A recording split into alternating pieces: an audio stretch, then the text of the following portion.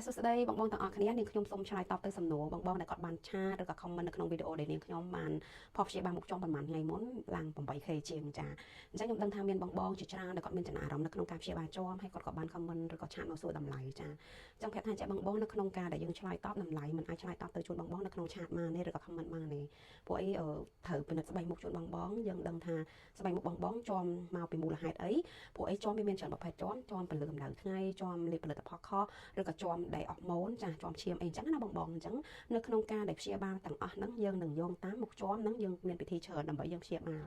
អញ្ចឹងពេលដែលយើងពិនិត្យឃើញថាស្បែកមុខបងចំទាំងអស់ហ្នឹងបានយើងប្រាប់តម្លៃជូនបងបានអញ្ចឹងបើសិនថាបងមានចំណាប់អារម្មណ៍បងអាចចេញមកដល់ទីតាំងដើម្បីយើងពិនិត្យស្បែកមុខជូនបងដោយអត់គិតថ្លៃចាចាំពេលហ្នឹងបងសម្រាប់ចិត្តបងព្យាបាលក៏ព្យាបាលទៅវិញក៏សិនក៏មិនបញ្ហាអីដែរណាចាអញ្ចឹងសំខាន់ពេលដែលបងមកដល់ទីតាំងយើងនឹងពិនិត្យនឹងប្រឹក្សាយោបល់ជូនបងលម្អិតដោយអត់គិតថ្លៃចាបងអាចចេញមកដល់ទីតាំងបានណាចាទីតាំងខាងយើងនៅលើផ្លូវ193សង្កាត់ទួលស្វាយ21ខណ្ឌបឹងកេងកងចាថាបងចេញមកបងអាចឆាតមកខាងយើងបានដើម្បីយើងផ្ញើ location ជូនបងបានណាអូខេអរគុណបាយបាយ